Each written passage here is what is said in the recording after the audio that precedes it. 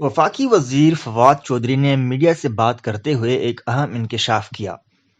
فواد چودھری کہتے ہیں کہ اپوزیشن لیڈر شہباز شریف آج کے دور کے پابلو اسکوبار ہیں۔ شہباز شریف کو پابلو اسکوبار سے تشبیہ کیوں دی گئی؟ آخر کار یہ پابلو اسکوبار تھے کون؟ اگر ہم پابلو اسکوبار کی زندگی پہ ایک نظر ڈالیں تو پابلو اسکوبار کولمبیا کے بہت بڑے کریمنل تھے۔ یہ 80 کی دہائی میں دنیا کے موسٹ پاورفل ڈرگ ٹریفکر بنے، یعنی دنیا کے ڈرگ کے سب سے بڑے سمگلر۔ یہ دنیا کے 80% ممالک کو کوکین سمگل کیا کرتے تھے۔ پابلو اسکوبار کے والد کسان تھے اور ماں اسکول ٹیچر تھی۔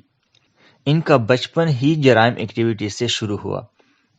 یہ جعلی ڈپلوما سرٹیفکیٹس بیچتا تھا اور چوری کردہ چیزوں کو ری سیل کیا کرتا تھا۔ صرف یہی نہیں، پابلو اسکوبار گاڑیاں بھی چوری کرتا تھا اور 1974 میں یہ پہلی بار اریسٹ ہوا۔ کوکین کی سمگلنگ کرتے ہوئے یہ $25 بلین کا مالک بن چکا تھا اور لیوش لائف سٹائل گزار رہا تھا۔ یہ 7,000 ایکڑ زمین کا بھی مالک تھا جو کولمبیا میں تھی، جس کی مالیت $63 ملین تھی۔ ان کی زندگی کی کچھ اہم حقیقتیں یہ ہیں۔ ایک دن میں 400 کروڑ سے زیادہ کماتے تھے۔ پابلو اسکوبار ہر مہینہ رقم کو سنبھالنے کے لیے 2 لاکھ صرف ربڑ بینڈ پر خرچ کرتے تھے، کیونکہ ان کا سارا دھندا کیش پر ہوتا تھا۔ پابلو اسکوبار کے پاس 800 سے زیادہ گھر تھے۔ ان کے ہر سال 3.5 کروڑ یوں ہی ضائع ہو جاتے تھے، کیونکہ وہ حکومت سے پیسے چھپانے کے لیے پیسوں کو زمین میں دبا دیتے تھے۔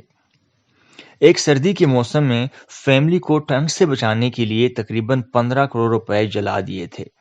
پابلو اسکوبار تقریباً 200 ججز اور 1000 پولیس آفیسرز کو قتل کرنے کے ذمہ دار بھی تھے۔ پابلو اسکوبار کی بچپن کی خواہش تھی کہ کولمبیا کا پریزیڈنٹ بنے۔ اس خواہش کو پورا کرنے کے لیے کولمبیا گورنمنٹ کا 7,000 کروڑ کا قرضہ ادا کرنے کو بھی تیار تھے۔